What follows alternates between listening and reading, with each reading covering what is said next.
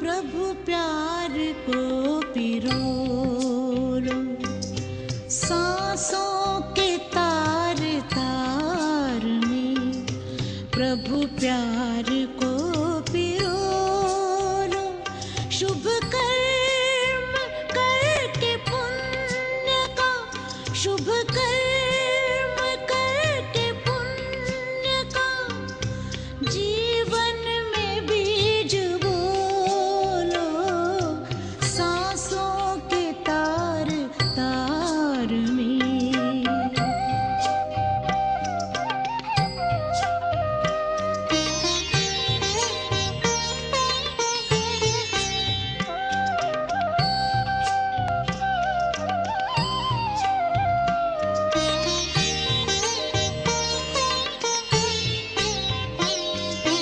जीवन का एक एक पल अनमोल है खजाना, इनमें से एक पल भी नहीं लौट के है आना।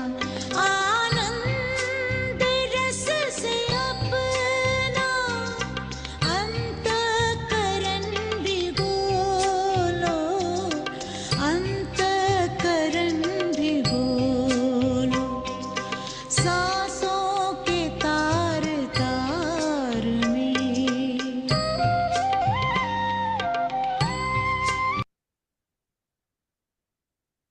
ओम शांति।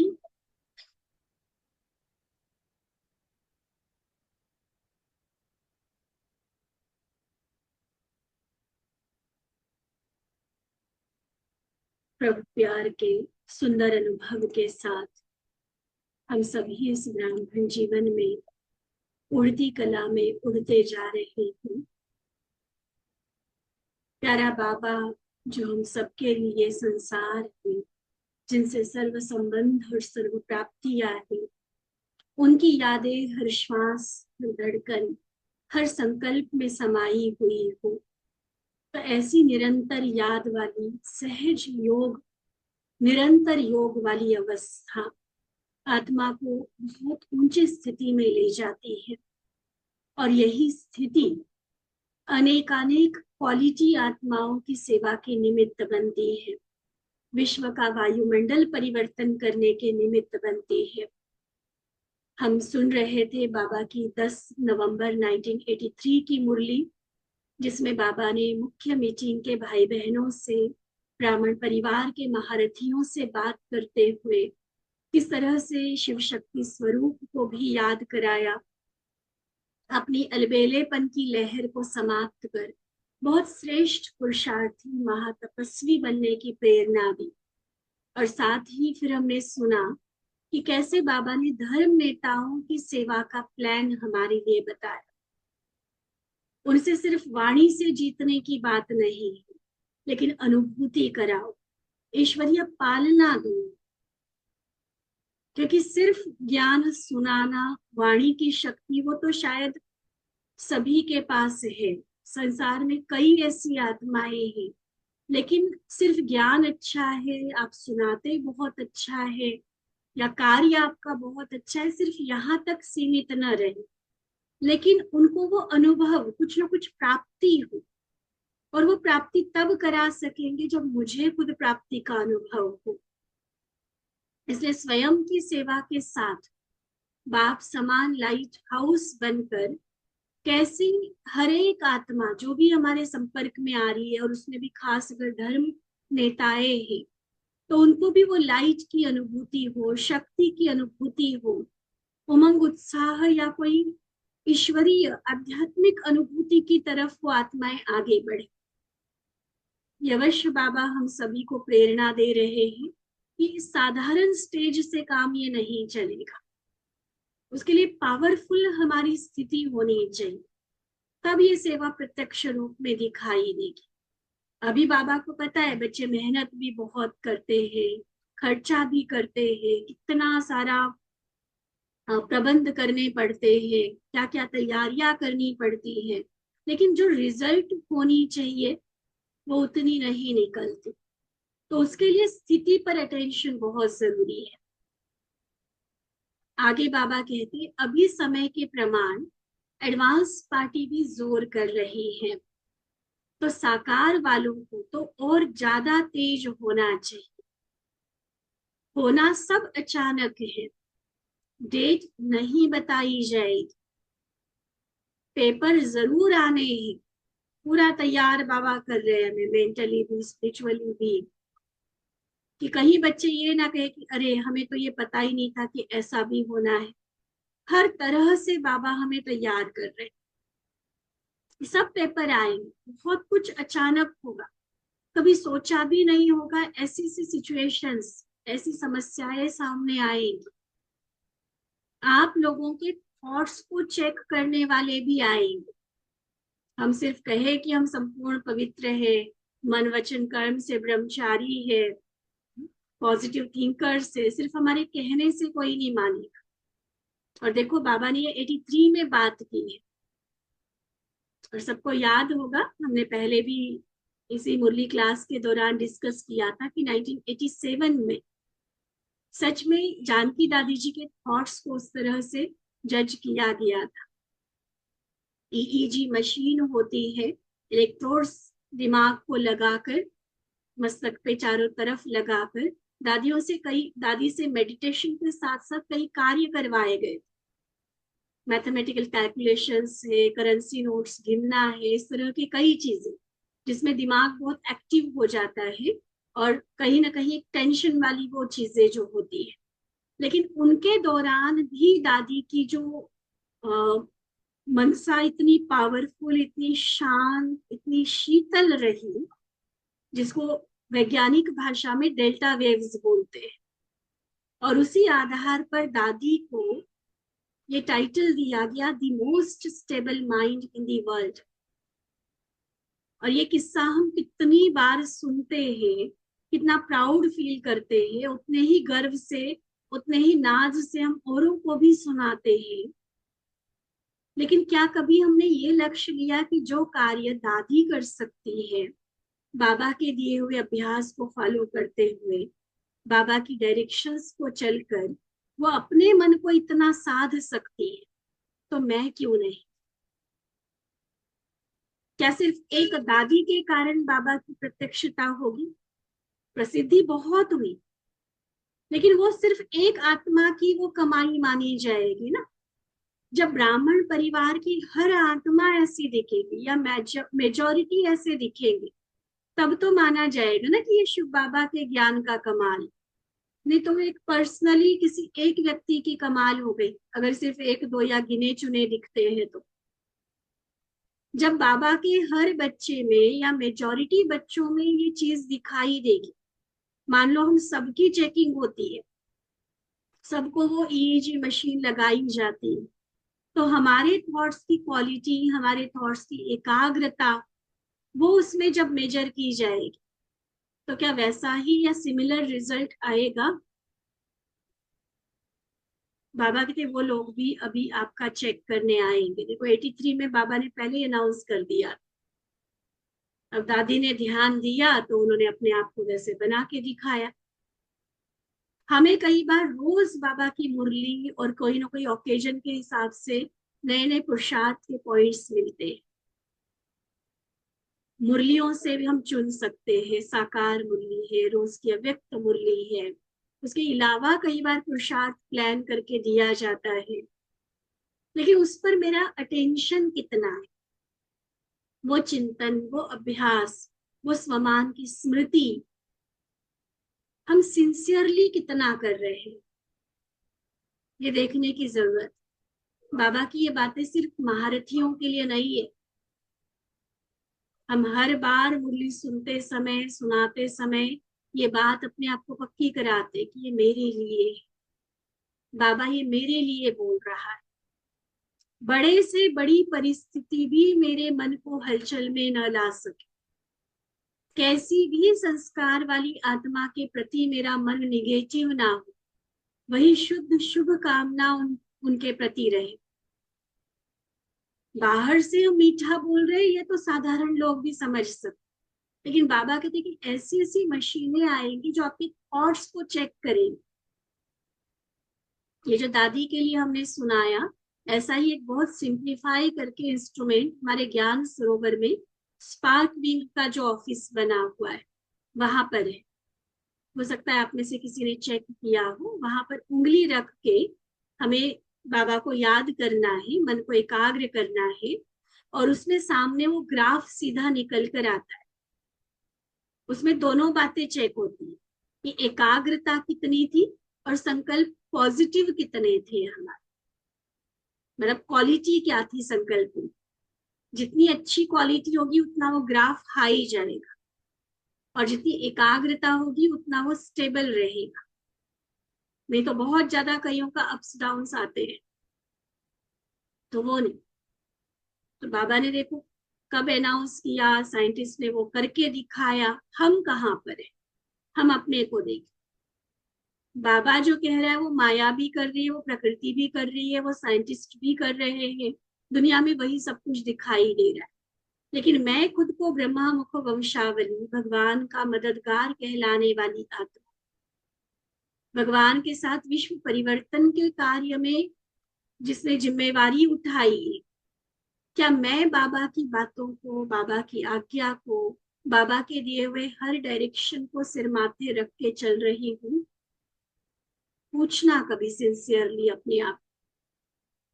और क्यों नहीं चलते ये भी पूछना। जब सब कुछ पता है, निश्चय है, इच्छा भी है, तो करते क्यों नहीं है?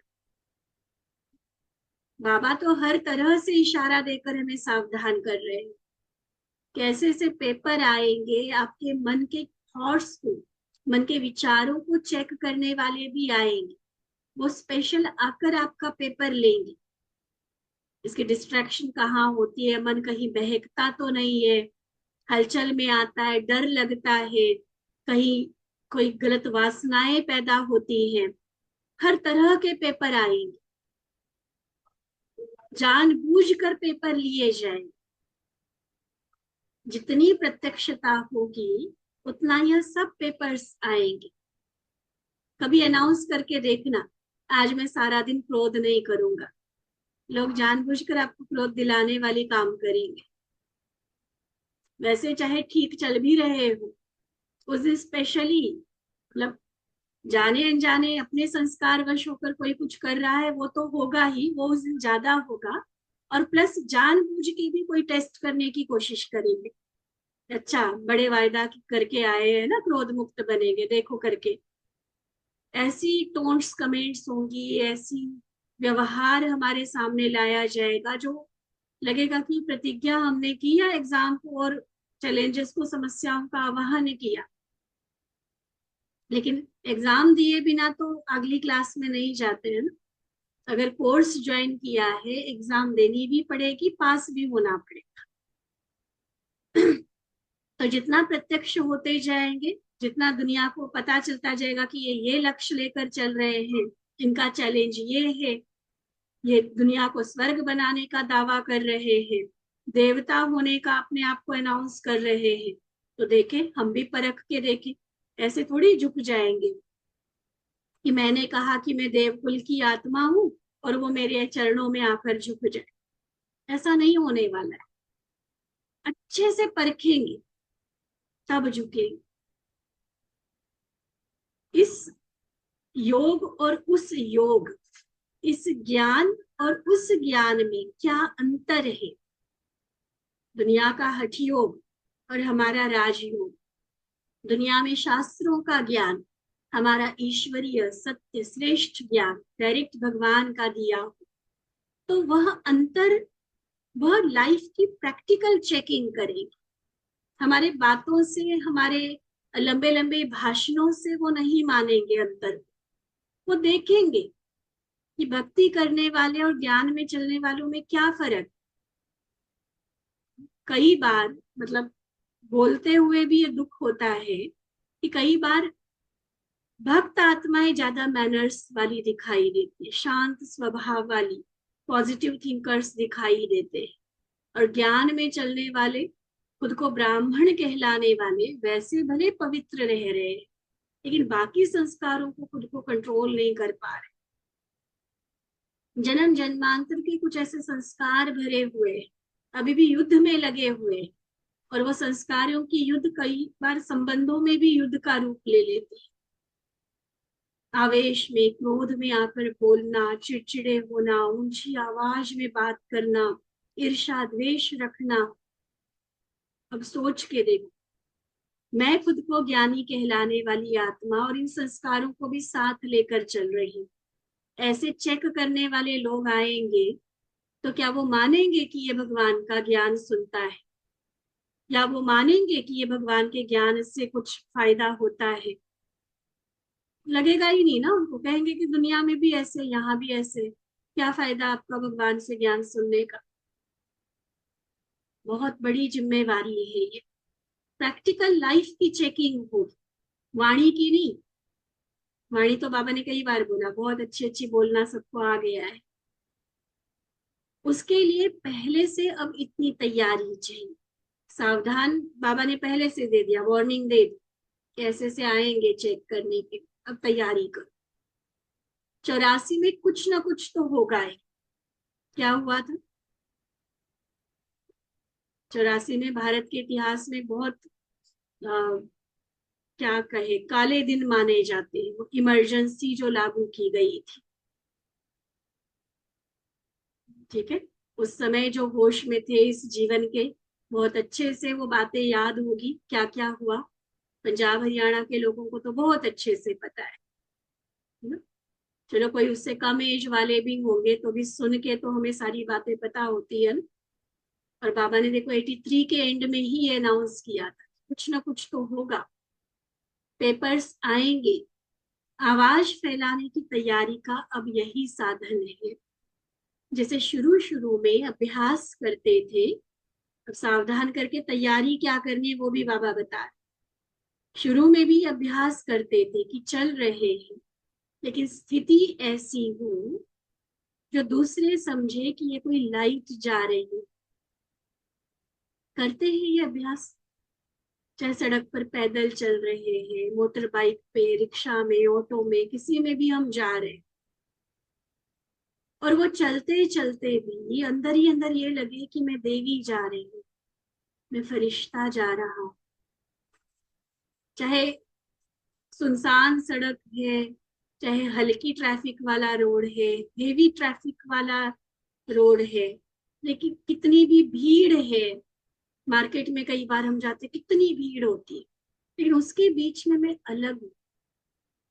मैं बाबा का फरिश्ता हूँ, मैं अवतरित आत्मा हूँ। नेचुरल ये स्मृति हमारी रहे कि हम दुनिया वालों जैसे नहीं है। देखो, हम तो ये सोचते हैं, बाबा का कई बार थैंक यू निकलता है। जो ड्रेस बाबा ने पहनाई है ना, उस ड्रेस से भी अपने आप को भी अपनी इमेज का ध्यान रहता है कि हम लोगों की तरह नहीं कर सकते हैं। कहीं भी सड़क पर खड़े होकर खा लिया, कोई भी किसी को कुछ भी बोल दिया, कहीं दुकान में गए तो बार्गेनिंग करके टू मच परेशान जैसे किया जाता है दुकानदारों को, वो हम चीज नहीं कर सकते।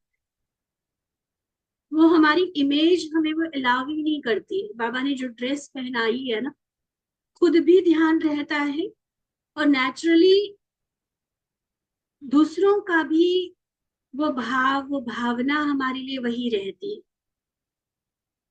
देवी माने नहीं माने, संत आए हैं, साध्वी आई है, तो उस हिसाब से वो रिस्पेक्ट उनका रहता है। तो एक म्यूचुअल, दोनों तरफ से वही वाली एक शुभ भावना, श्रेष्ठ भावना हो जाती है। हमें खुद को भी ध्यान रहता है, और वो भी हमें उसी नजर से देखते हैं। हम गृहस्थ में रहने वाले जरूरी तो नहीं कि हमेशा व्हाइट पहने, है ना? तो कपड़े चाहे कोई भी हो, लेकिन मेरी अंदर की स्थिति क्या है, वो स्थिति में न्यारापन है। मैं इस दुनिया से अलग हूँ, अलौकिक शक्ति हूँ, मैं अवतार हूँ, इन दुनिया वालों जैसे नहीं है हम। अंदर ही अंदर चेक करो वो स्मृति कितना रहती है, जो दूसरों को भी अनुभव हो कि ये कोई लाइट जा रही है, उनको शरीर दिखाई न दे, जब पहले पहले मित्र संबंधियों के पास गए, ये यज्ञ के शुरुआत की बाबा बात कर रहे, जब 14 साल की तपस्या पूरी करके यज्ञ सारा भारत में आ गया, तो वहां की सारी सेटिंग होने के बाद बाबा ने दादियों को उनके उनके मित्र रिश्तेदार आदि के निमंत्रण पर उनके उनके स्थान पर भेजा। तो जब उनके पास गए तो क्या पेपर था, उनको ये नहीं लगे कि हमारी घर की बेटी आई है, हमारी बहन आई है। क्या अनुभव हो, शरीर को नहीं देखे, लाइट देखे, बेटी न देखे लेकिन देवी देखी। और ये दादियों ने करके दिखाया, ये पेपर दिया ना। अगर संबंध के रूप से देखा, बेटी बेटी कहा तो फेल।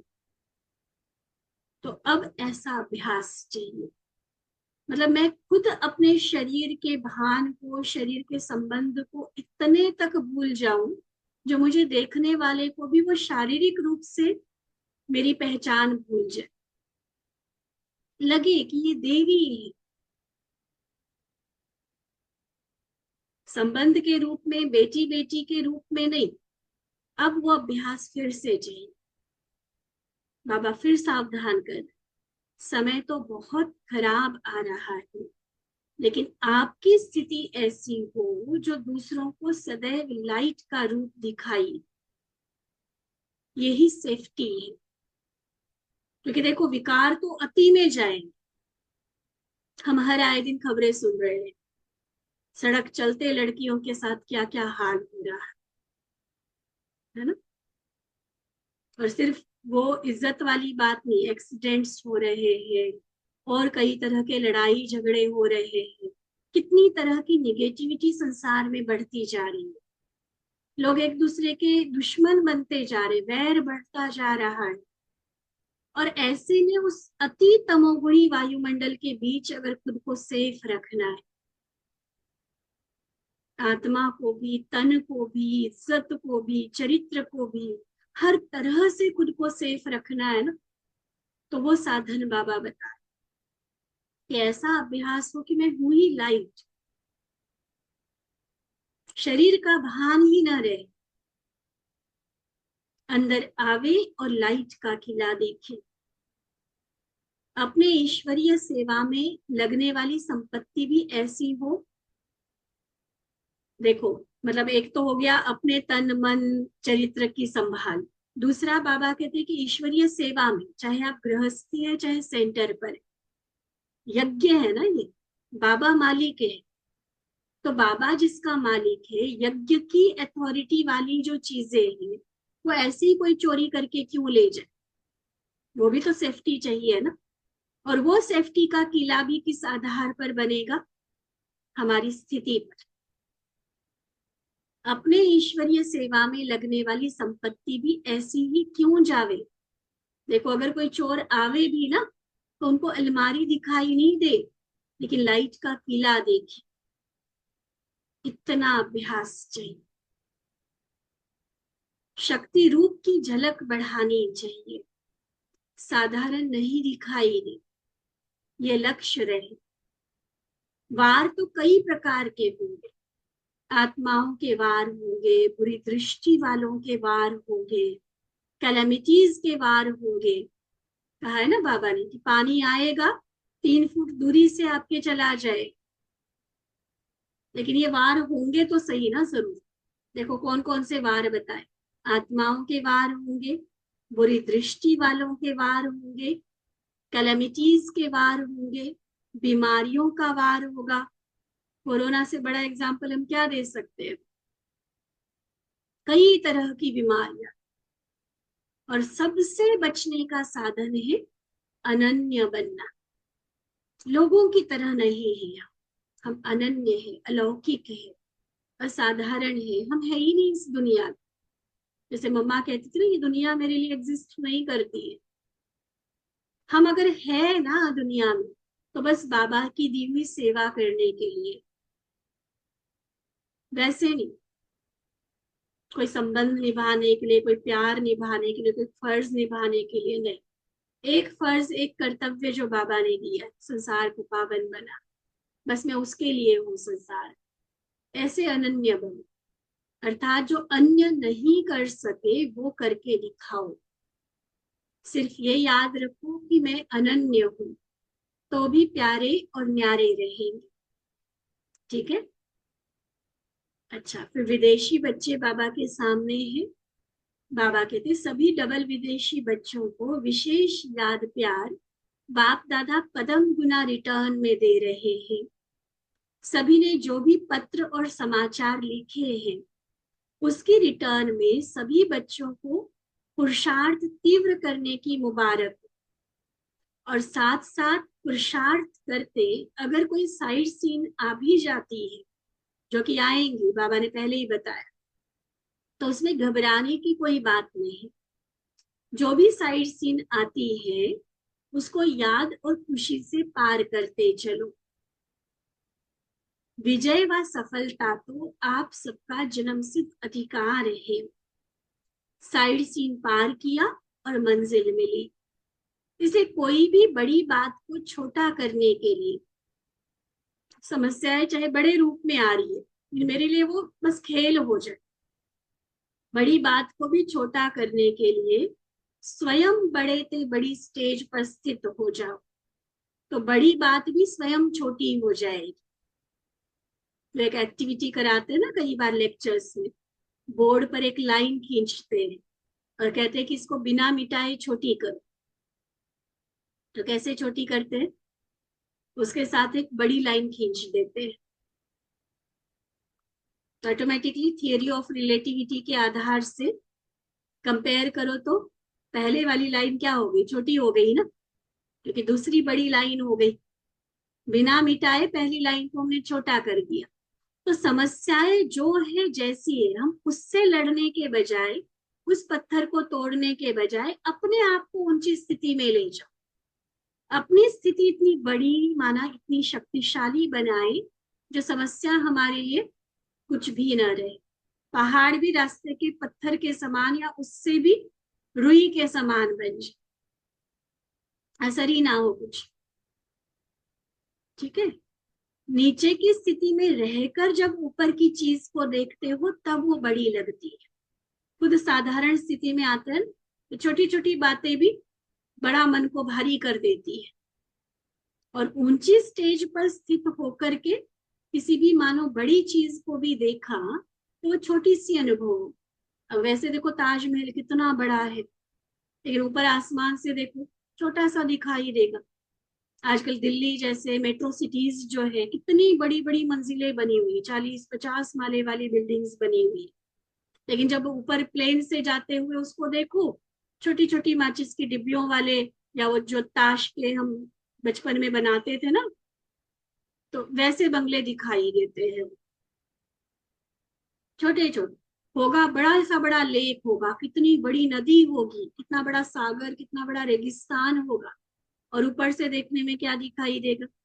छोटे छोटे, जैसे पेंटिंग बस बना के रखी हो किसी ने।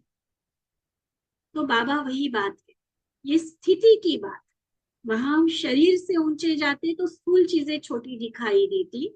यहाँ आत्मिक स्थिति, हमारे मन की स्थिति इतनी ऊंची हो जो जीवन में आने वाली हर परिस्थिति ऐसे लगे कि बस ये तो पार हुई की हुई।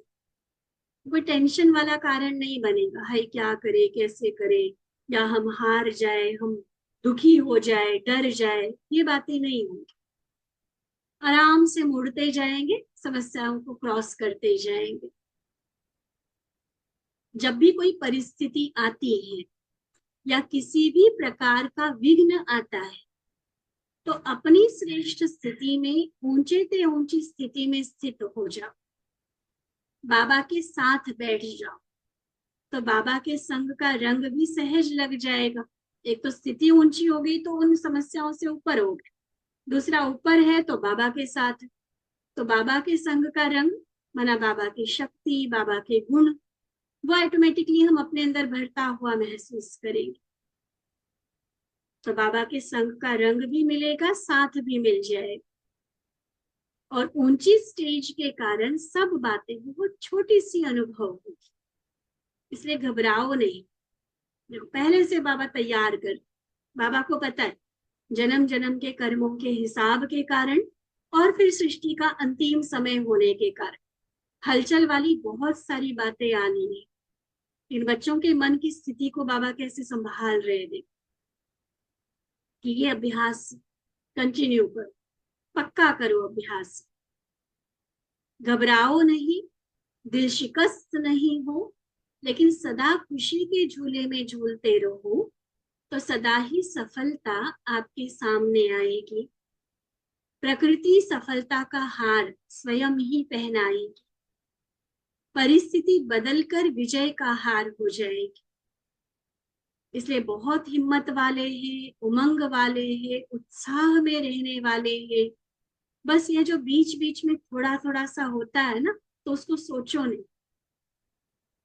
देखो बाबा की मुरली सुनते सुनते मुझे प्रहलाद का एग्जाम्पल याद है कि बाबा ने कहा ना कि प्रकृति भी सफलता का हार पहनाए, परिस्थिति बदलकर आपके विजय की माला बन जाएगी। तो प्रहलाद का क्या एग्जाम्पल दिखा, उसका खुद का पिता था हिरण्यकश्यप, फिर उसको मारने की कितनी कोशिश की, कभी हाथी के पैरों तले कुछ कुचलने के लिए उस हाथी के सामने, पागल हाथी के सामने डाल दिया, हाथी ने नमस्ते करके उसको और ही अपने पीठ पे बिठा लिया।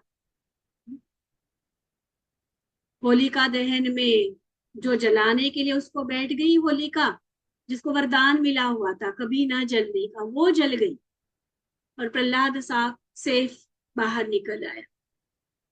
खाई में गिराया गया, कहते हैं खुद विष्णु जी ने आकर उसको अपनी गोद में ले लिया। क्या क्या ये यादगार हमारे बने हुए, थोड़ा सोचे तो सही हो, हमारे ही है ना यादगार, लेकिन किसके, हमारे भी माना उस स्थिति में जो रहेंगे उनकी सेफ्टी की गारंटी बाबा की, प्रकृति भी उन्हीं का साथ देगी। समस्याएं भले आती है, बाबा को भी पता है, कुछ कुछ कभी संगठन में, कभी अपने संस्कार के कारण कई सारी बातें आती रहती है, लेकिन उसको नहीं सोचो। समय बीत गया, परिस्थिति बीत गई, फिर उसको सोचना व्यर्थ हो जाता है।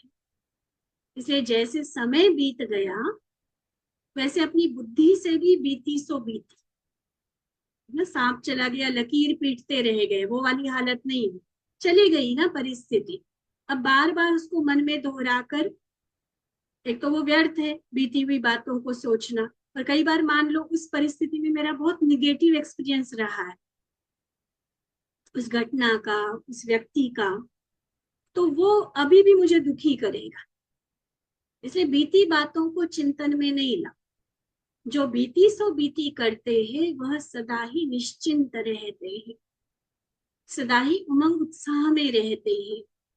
इसलिए बाप दादा विशेष ऐसे उमंग उत्साह में रहने वाले हिम्मत वाले बच्चों को विशेष अमृत वेले याद करते हैं,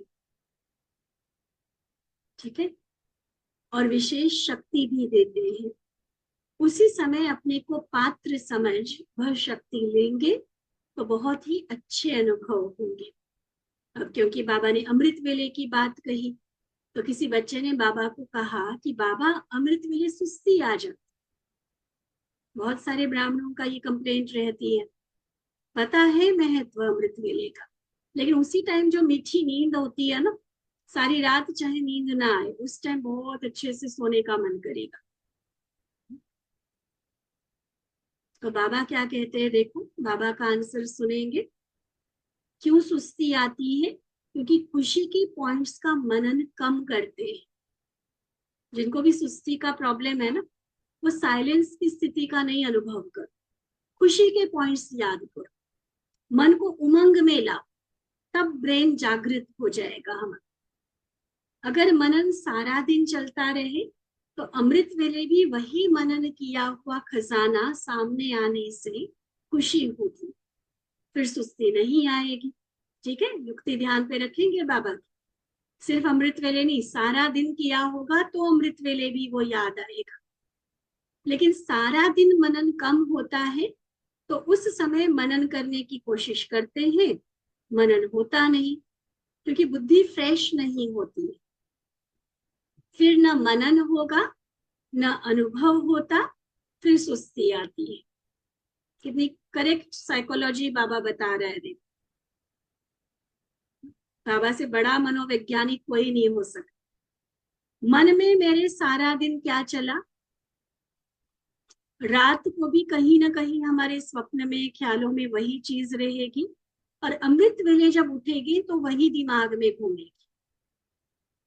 अगर तो पॉजिटिव बातों का चिंतन है, ज्ञान का मनन चिंतन किया हुआ है, तो नींद भी बहुत अच्छी साउंड स्लीप, थोड़ी सी नींद में भी मन फ्रेश हो जाएगा, बुद्धि फ्रेश हो जाएगी, और फ्रेश माइंड फ्रेश बुद्धि के साथ सुबह भी फिर वही वाला मनन चलेगा अमृत।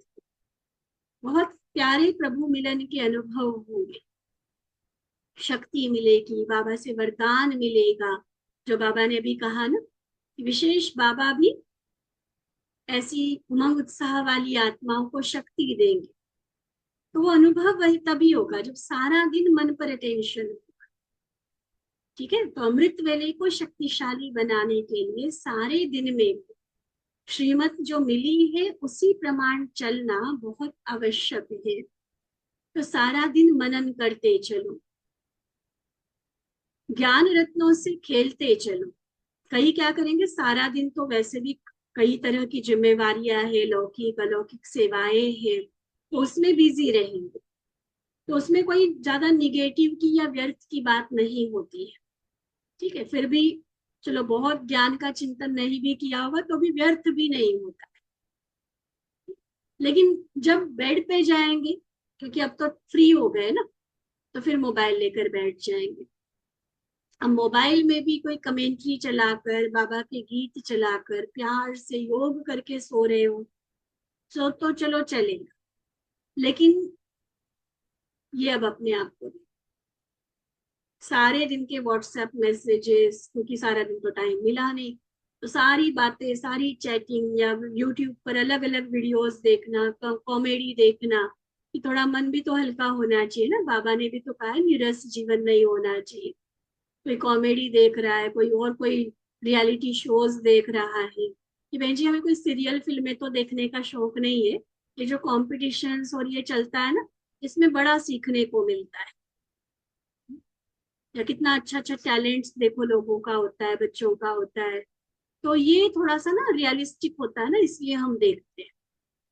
एक्सक्यूजेस ना देखने वालों के सुनने वाले होते हैं, कह के देखो कि ये भी व्यर्थ टाइम जा रहा है तुम्हारा, उसको सच में शुभ चिंतक समझकर वो स्वीकार करे, ऐसे कोई कोई होते हैं। इसलिए बजाय इसके कि कोई और कहे, खुद ही अपने आप को हम चेक, अगर अमृत वेले का महत्व समझते हैं तो रात के उस व्यर्थ पर भी अटेंशन देने की जरूरत। ठीक है, बाबा ने क्लियर कहा सारे दिन के लिए जो श्रीमत मिली हुई उसी प्रमाण ज्ञान रत्नों से खेलते चलो, तो वही खुशी की बातें याद आने से सुबह अमृत वेले सुस्ती नींद चली जाएगी, और खुशी में ऐसे ही अनुभव करेंगे जैसे अभी प्राप्ति की खान खुल गई। तो जहां प्राप्ति होती है वहां नींद नहीं आती है, जहां प्राप्ति नहीं, ऐसे ही बैठे हैं, तो फिर वहां नींद आती, थकावट होती, वह सुस्ती आती है। प्राप्ति के अनुभव में रहो, उसका कनेक्शन है सारे दिन के मनन पर। अच्छा, जिन्होंने भी याद प्यार का संदेश भेजा है उन्हों को सम्मुख तो मिलना ही है, लेकिन अभी जो भी दूर बैठे भी बाप दादा को सम्मुख देख रहे हैं और सम्मुख देख कर ही बात कर रहे हैं, अभी भी सम्मुख हो फिर भी सम्मुख रहेंगे, तो सभी को नाम सहित, समाचार के रेस्पॉन्स सहित याद प्यार, सदा तीव्र उमंग तीव्र पुरुषार्थ में रहना है, और औरों को भी तीव्र पुरुषार्थ के वाइब्रेशन देते हुए वायुमंडल ही तीव्र पुरुषार्थ का बनाना है। सिर्फ पुरुषार्थ नहीं, तीव्र पुरुषार्थ, चलने वाले नहीं, उड़ने वाले। चलने का समय पूरा हुआ, अब उड़ो और उड़ाते चलो। अच्छा, फिर 1984 में जो कॉन्फ्रेंस होने वाली थी उसकी सफलता के लिए बाबा बोल रहे हैं कि जितना हो सके साइलेंस का वातावरण रहे, ईश्वरीय ज्ञान ही ईश्वर का स्थान है, यह अनुभव करके जाए। टोटल ऐसा वातावरण हो, अनुभूति कराने का लक्ष्य रहे। पॉइंट्स की चटाबेटी में न आकर सिर्फ पॉइंट पे पॉइंट दिए जा रहे, लंबे लंबे भाषण कर रहे, ये नहीं। बोलते बोलते अनुभव कराते जाओ। लक्ष्य रखो, सभी के मुख से कहलाना है कि यह ईश्वरीय रास्ता है, ईश्वर आ गया है। ये लगभग 5-6 साल पहले तक ये जो इंटरनेशनल कॉन्फ्रेंस हमारी होती थी, ये नॉर्मली मार्च में हुआ करती थी। अभी 5-6 साल से अक्टूबर का किया है। जैसे अभी भी जो ग्लोबल समिट हुआ, तो वैसे ही कॉन्फ्रेंस उस समय भी हुई थी। तो बाबा क्या कहते हैं, ये सभी कह के जाए कि यही ईश्वरीय रास्ता है। और अभी भी देखो ग्लोबल समिट के कितने सारे बड़े बड़े वीआईपीज, खुद हमारी राष्ट्रपति जी ने कहा कि यहाँ मैंने परमात्मा की अनुभूति की है। वो तो चलो रेगुलरली है ही है फॉलो करने वाली, लेकिन बहुत बड़ी बड़ी सेलिब्रिटीज पहुंची बाबा के घर में। कितने सारे टीवी फिल्मों के एक्टर्स आए, धर्म नेताएं आए, राजनेताएं पहुंचे, अनेक अनेक सोशल वर्कर्स पहुंचे, कितने बड़े बड़े सिंगर्स आदि पहुंचे बाबा के घर में। और उन्होंने उनके फिर ओपिनियंस, जो बाबा कहते हैं ना कि ओपिनियंस लिखवाओ, तो आजकल लिखवाने से ज्यादा रिकॉर्डिंग करने का टाइम चला है ना। तो रिकॉर्डिंग करके वीडियो क्लिप्स बड़ी सुंदर सुंदर आ रही है। चाहे कॉन्फ्रेंस में स्टेज पर उन्होंने अपना अनुभव सुनाया, या अलग से रिकॉर्डिंग उनके वीडियो बाइट्स लिए जाते हैं। तो देखो ये वाली बात तो सभी बोल रहे हैं ना, यही ईश्वरीय रास्ता है, ईश्वर आ गया है। सिर्फ बहुत अच्छा है ये तो कहते हैं, लेकिन ईश्वर पढ़ा रहा है ये कहें। ज्ञान अच्छा है, लेकिन ज्ञान दाता कौन है उसको अनुभव करें। अभी यह फाउंडेशन डालो, जब बीज ऊपर आ जाए तब समाप्ति हो। बीज ऊपर नहीं आया तो वृक्ष परिवर्तन कैसे हो। जब इस स्थान पर अपनी रुचि से आ रहे हैं, तो स्थान की जो विशेषता है वह देखे, उसका अनुभव हो। आप उनकी व्यूज को देखकर अपनी व्यू को चेंज नहीं करो, उनके नजर के हिसाब से खुद नहीं देखो, लेकिन आपकी व्यू को देखकर वो अपनी व्यू चेंज कर। ठीक है, उनके नजरिए, उनकी मान्यताएं, उनके हिसाब से अब हमें मोल्ड करने की जरूरत नहीं है। अब वो सत्य ज्ञान को समझकर अपने को परिवर्तन कर, उनकी मान्यताएं बदल जाए। अब ऐसा प्लान बनाओ। जब लक्ष्य रहता है कि भाषण करना है, तो सिर्फ पॉइंट्स की तरफ अटेंशन जाता है। लेकिन बाबा को प्रत्यक्ष करने का लक्ष्य हो, तो बाबा ही दिखाई देगा। जैसा लक्ष्य होगा वैसी रिजल्ट निकलेगी। ठीक है, बहुत बड़ी बातें, खास स्थिति पर अटेंशन दिलाने वाली बातें बाबा ने बोली है। हम भी उतना ही ध्यान रखते हुए बाबा की जो हमारे प्रति ऊंची आश है उसे पूरा करेंगे। अच्छा, मीठे मीठे सिकिलधे बच्चों प्रति माता पिता बाप दादा का याद प्यार और नमस्ते। हम रूहानी बच्चों की रूहानी बाप दादा को दिल व जान सिक व प्रेम से नमस्ते नमस्ते नमस्ते। अच्छा, ओम शांति।